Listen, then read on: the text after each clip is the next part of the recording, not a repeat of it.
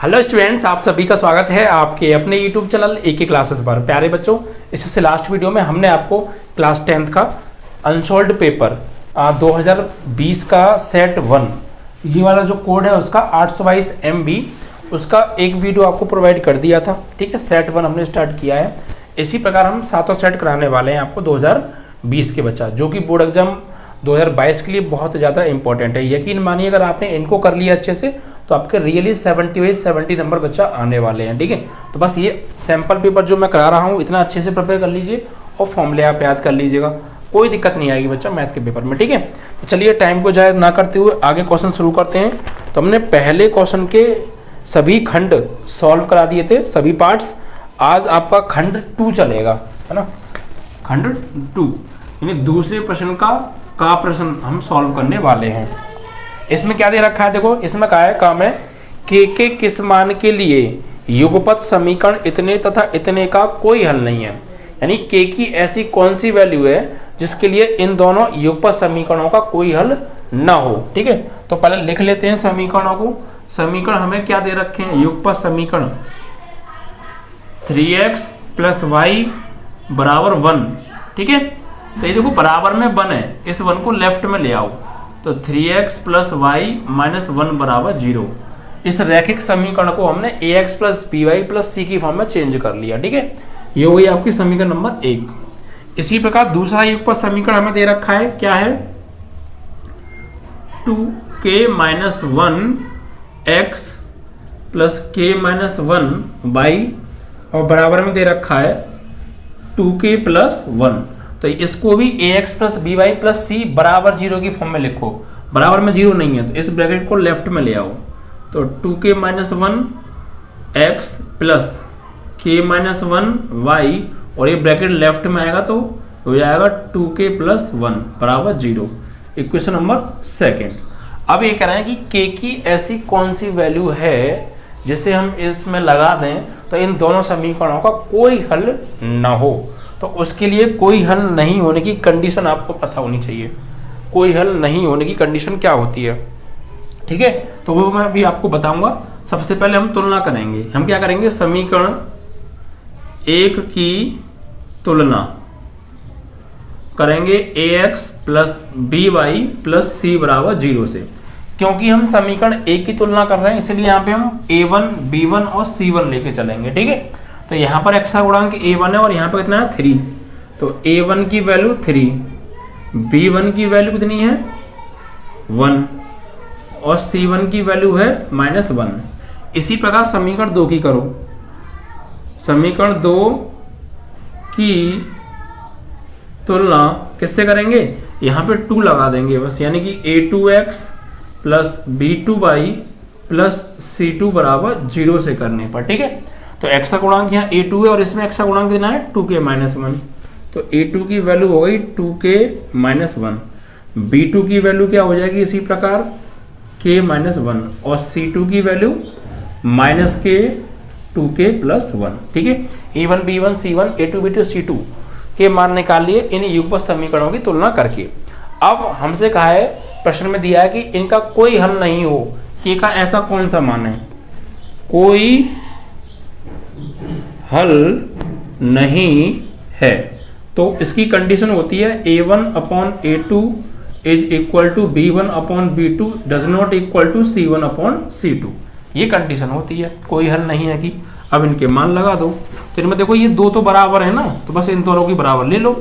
तो a1 की value कितनी है, a1 की वैल्यू है 3 और अपॉन a2 की वैल्यू है 2k - 1, b1 की वैल्यू है 1 अपॉन b2 की वैल्यू है आपकी k - 1। क्योंकि यही दो बराबर है तो इन दोनों की हमने ले लिया है। अब यहाँ से क्रॉस मल्टीप्लाई कर लो, 3 का k में करेंगे 3k - 3, 1 का 2k में करेंगे 2k - 1, 2k को धर ले आओ तो 3k - 2k बराबर -1, ये -3 उधर जाएगा तो +3, तो फाइनली कितना बचा k, उधर क्या बचा 2, तो k की वैल्यू 2 आ गई। यानी k = 2 के लिए इन दोनों समीकरणों के कोई हल नहीं है। जो अगर हम k = 2 लगा दें यहाँ पे तो जो समीकरण बनेगा उसका और इसका कोई हल नहीं है की कंडीशन आएगी। यानी दोनों समीकरण का अगर हम ग्राफ खींचेंगे तो वो क्या होंगे, एक दूसरे के पैरेलल होंगी, ठीक है, क्योंकि एक दूसरे पर समपाती होती है तो बहुत सारे हल होते हैं, और एक बिंदु पर काटती है तो वो अद्वितीय हल होता है। ये कंडीशंस आपको पता ही होंगी, मैं लिखा चुका हूँ सब कुछ, ठीक है।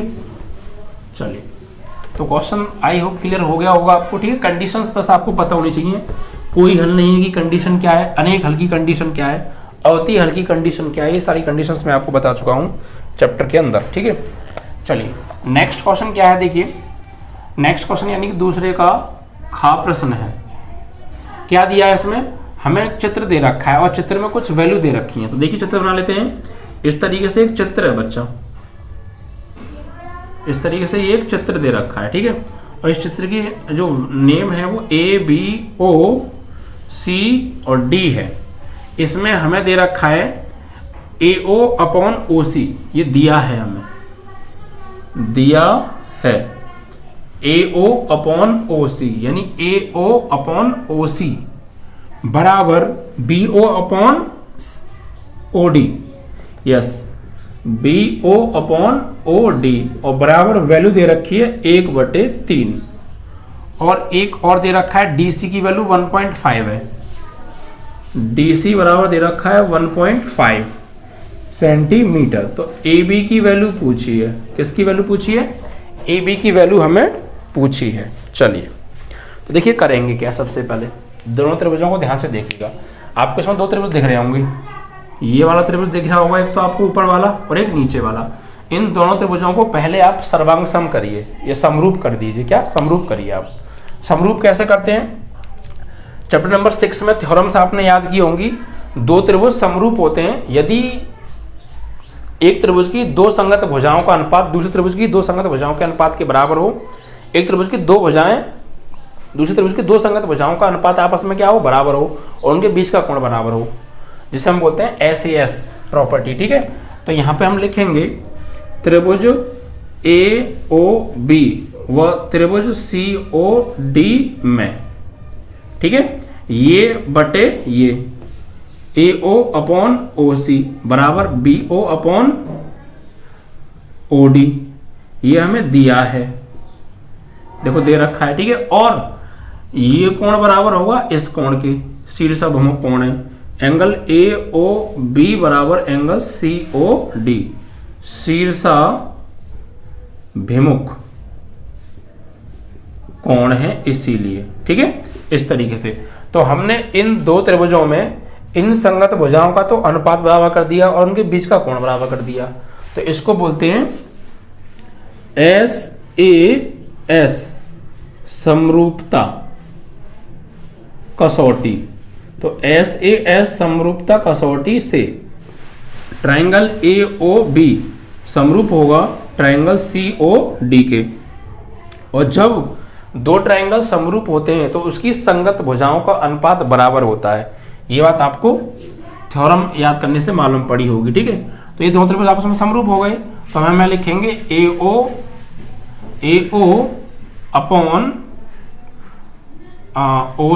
बराबर BO/OD। भाई ये बट्टे ये बराबर ये बट्टे ये, और तीसरी भुजाओं का अनुपात भी क्या हो जाएगा, बराबर, यानी AB/DC बोल दो या CD बोल दो, ठीक है। अब देखिए हमें किसकी वैल्यू पूछी है, AB की वैल्यू पूछी है, तो इन दोनों को ले लीजिए बराबर, या इन दोनों को ले लो। तो BO/OD की वैल्यू क्या है, तो BO/OD की वैल्यू है 1/3। AB की वैल्यू हमें दे रखी है क्या, नहीं, निकालनी है। अपॉन DC की वैल्यू हमें दे रखी है कितनी, 1.5। देखो 1.5 मतलब ये 1.5 है, 1.5 दूनी 3, तो 1/2 बराबर AB। तो AB की वैल्यू आ गई 1/2, क्योंकि 1.5 दूनी 3 होते हैं भैया, ठीक है। तो पहले क्या किया हमने, इन दो ट्रायंगलों को समरूप किया। समरूप कैसे किया, दो संगत भुजाओं का अनुपात हमें बराबर दिया था, बीच का कोण बराबर कर दिया। तो भाई SAS दोनों ट्रायंगल समरूप हो गए, और जब दो त्रिभुज समरूप होते हैं तो उसकी संगत भुजाओं का अनुपात बराबर होता है SSS समरूपता कसौटी से। ये भी मैंने आपको करा चुका हूँ। तो तीनों दो भुजाओं का संगत अनुपात तो दिया ही था, तीसरी और बराबर कर दी। अब इन दोनों को बराबर ले लो, इसको किसको, इन दोनों को या इन दोनों को बराबर ले लिया। इसकी वैल्यू देख लो या इसकी वैल्यू देख लो, सबकी दोनों की वैल्यू 1/3 है। इधर ए बी निकालना है, डी सी 1.5 से 2 बार कट गया 3, तो 1/2 बराबर ए बी आ गया आपका आंसर। ठीक है, तो बस थ्योरम का खेल है। यहाँ भी ये थ्योरम लगी है, ये भी क्या है, यहाँ पर आप लिख सकते हैं ये सब एस समरूपता कसौटी से। ठीक है, और ये भी क्या है, ये भी एस समरूपता कसौटी है, एस। जब एक त्रिभुज की तीनों भुजाएं दूसरे त्रिभुज की तीनों संगत भुजाओं का अनुपात आपस में क्या हो, बराबर हो। ठीक है, ये थ्योरम से आप लोग याद कर लें, बस ज्यादा थ्योरम नहीं है, समझ के याद करें। ठीक है, हमने कराई भी है आपको। नेक्स्ट गा प्रश्न, दूसरे का गा प्रश्न है। क्या दिया देखो, √3 tan 12 degree cot 45 degree cot 60 degree tan 78 degree, और इसका मान हमें ज्ञात करना है। तो बहुत इजी है, जिसकी वैल्यू तुमने पढ़ी है टेबल में। ठीक है, साइन 0 डिग्री की वैल्यू पता है, 0 डिग्री की पता है हमें, 30 की पता हमने याद कर रखी है, 45 की पता है, 60 की पता है, 90 की पता है, ये वैल्यूज हमें याद है। और जिसकी नहीं पता उसे ब्रेक करेंगे। तो देखिए क्या करते हैं, √3 को तो √3 रहने दो, ये 12 डिग्री की वैल्यू हमने टेबल में नहीं पढ़ी है, और एक 78 डिग्री की वैल्यू हमने टेबल में नहीं पढ़ी है। देखो 12 और 78 को जोड़ के 90 बैठ रहा है या नहीं, ये चेक करो पहले। तो 12 और 78 को बैठ के 90 बैठ रहा है, तो इन दोनों में से किसी एक को चेंज कर लो, किसी एक को, दोनों में से किसी एक को चेंज करना है, दोनों को नहीं। ठीक है, तो 12 को चेंज कर लेते हैं। तो यहाँ पे देखो 10, हम 12 डिग्री को क्या लिख सकते हैं, हम 12 को क्या लिख सकते हैं, हम 12 को लिख सकते हैं 90 माइनस 78, क्योंकि 90 में से 78 घटाऊंगा तो वापस मुझे 12 मिलेगा। तो 12 को मैं 90 माइनस 78 लिख सकता हूँ। भाई मेरे पास 7 है, तो 7 को क्या मैं 4 + 3 नहीं लिख सकता, तो बस मेरे पास 7 है, 7 को क्या मैं 10 - 3 नहीं लिख सकता, तो वही तो मैंने किया, 12 को मैं 90 माइनस 78 लिख दिया।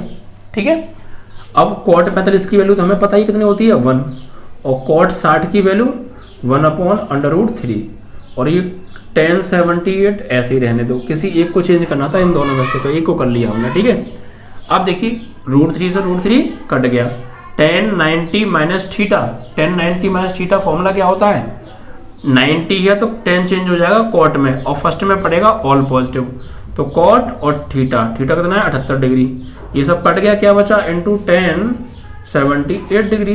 तो cot का फॉर्मूला tan की फॉर्म में क्या होता है, 1/tan 78, भाई cot थीटा 1/tan थीटा, और इंटू tan 78 डिग्री, इससे कट गया, कितनी बार, एक बार, तो हाली एक आपका आंसर आ गया। ठीक है, तो जो वैल्यूज हमें याद हैं टेबल में हमें दे रखी हैं वो हमने लगा दी, जो नहीं थी उनको चेंज कर लिया। चेंज कैसे किया, किन को जोड़ के 90 बैठ रहा है, तो 12 और 78 को बैठ के जोड़ के 90 बैठ रहा है, तो इसमें से किसी एक को चेंज कर लिया, एक को नहीं किया, जो कि आगे जाके वो कट जाएगा। दोनों को कर लेंगे तो फिर वो उल्टी चीज़ मिल जाएगी, कटेगी नहीं, इसलिए आप एक को ही चेंज करेंगे, ये ध्यान रखिएगा। दोनों को कर लेंगे तो घूम फिर के आप वहीं पहुँच जाएंगे बच्चा पार्टी। चलिए आगे बढ़ते हैं, और घा घड़ी बहुत ज़्यादा इंपॉर्टेंट क्वेश्चन है बच्चा, ये दूसरे का घा प्रश्न है, बहुत ज़्यादा इंपॉर्टेंट क्वेश्चन है, ये बहुत बार पूछा गया है। पढ़ते हैं जरा क्या कह रहा है, एक लीप वर्ष में 52 रविवार होने की प्रायिकता निकालनी है। एक लीप वर्ष में, यहाँ लिखेंगे एक लीप वर्ष में 52 रविवार होने की प्रायिकता। ठीक है, तो देखिए लीप वर्ष में कितने दिन होते हैं, तो लीप वर्ष में होते हैं 366 दिन। यहाँ लिख लीजिए, लीप वर्ष में कुल दिन बराबर 366। अब रविवार होने की प्रायिकता पूछी है, तो ये बताइए रविवार एक बार कितने दिन में आता है, तो 7 दिन में रविवार आता है लौट की, 7 दिन में।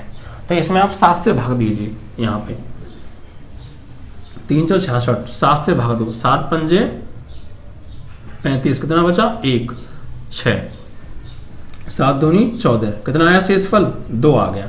मतलब इसका मतलब ये हो गया कि रविवार हर 7 दिन बाद आता है, तो इस लीप वर्ष में 52 रविवार तो होंगे ही होंगे। ठीक है, अब बचे ये 2 दिन, भाई 52 तो रविवार हो गए पूरे पूरे, अब ये लास्ट में 2 दिन और बचे, भाई 366 दिन में 52 रविवार हो गए। अब लेकिन फिर भी 2 दिन लास्ट में शेष बच रहे हैं। अब ये 2 दिन क्या क्या हो सकते हैं ये देखिए, ठीक है। तो अंतिम 2 दिन होने की कुल संभावना, भाई अंतिम में 2 दिन और बच रहे हैं, तो ये क्या क्या हो सकते हैं? ये हो सकते हैं आपके सोमवार और मंगलवार हो सकते हैं, या मंगल और बुध हो सकते हैं, या बुध और बृहस्पति हो सकते हैं, या बृहस्पति और शुक्र हो सकते हैं, या शुक्र और शनि हो सकते हैं, या शनि और रवि हो सकते हैं, या रविवार और सोमवार हो सकते हैं। इतने दिन हो सकते हैं भाई, समझिए भाई। लास्ट में ये 2 दिन बचे, तो हो सकता है इसमें पहला दिन सोमवार हो और अगला फिर मंगलवार ही होगा, या फिर हो सकता है जरूरी है पहला दिन सोमवार ही हो, पहला दिन मंगलवार हो तो उससे अगला दिन फिर बुधवार होगा, या हो सकता है पहला दिन बुधवार हो तो उससे अगला दिन बृहस्पतिवार होगा। तो ऐसे करके कुल 7 कुल संभावना बन रही है। 1 2 3 4 5 6 और 7 संभावना बन रही है। अब ये कह रहे हैं 52 रविवार होने की प्रायिकता पूछी है या ना होने की पूछी है। 52 रविवार होने की प्रायिकता पूछी है, ठीक है। 52 रविवार होने की प्रायिकता पूछी है या ना होने की, एक बार चेक कर लेते हैं। लीप वर्ष में 52 रविवार होने की प्रायिकता पूछी है, यस। तो अब आप ये देखिए कि कितनी ऐसी कंडीशन है जिसमें रविवार नहीं आ रहा है, जिसमें रविवार नहीं आ रहा है।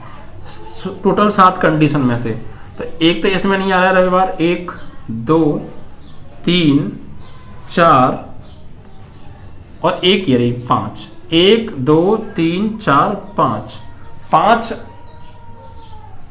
कॉलम ऐसे हैं जिनमें रविवार नहीं आ रहा है 7 में से। तो 52 रविवार होने की प्रायिकता बराबर टोटल कितने दिन है, टोटल कितनी कंडीशन बन रही है 7 में से ऐसे कितने दिन है जिनमें रविवार नहीं आ रहा है 1 2 3 4 5, क्योंकि इन दोनों में तो रविवार आ रहा है तो 5 ऊपर 7 में से 5 ऐसी चीज है, 5 ऐसे कॉलम बनना है जिसमें रविवार नहीं आ रहा है, ठीक है। तो 5/7 आपका आंसर आ गया इस तरीके से, ओके। चलिए, तो बहुत इजी क्वेश्चन है, बस थोड़ी सी आपको मेहनत करने की आवश्यकता है।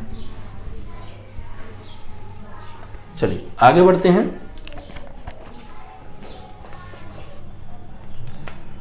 तो दूसरा खंड आपका खत्म, तीसरा स्टार्ट। तीसरे में क्या दे रखा है, उस समांतर श्रेणी के पदों की संख्या ज्ञात कीजिए जिसका प्रथम पद 4 और अंतिम पद 49 और सभी पदों का योग 265 है। यानी समांतर श्रेणी का क्वेश्चन है ये, ठीक है। इसमें दे रखा है पदों की संख्या निकलवाई है, पदों की संख्या यानी n जो कि हमें निकालनी है, ठीक है। जिसका प्रथम पद जिसे हम स्मॉल a से लिखते हैं वो हमें दे रखा है 4। अंतिम पद जिसे हम L से लिखते हैं लास्ट टर्म वो हमें दे रखा है 49।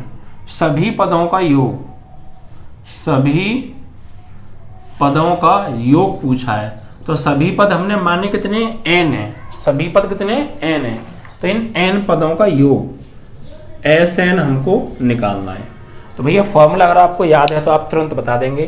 जब आपको प्रथम पद पता है, अंतिम पद पता है, ठीक है, और सभी पदों का योग भी हमें दे रखा है मेरे ख्याल से इसमें, हाँ 265।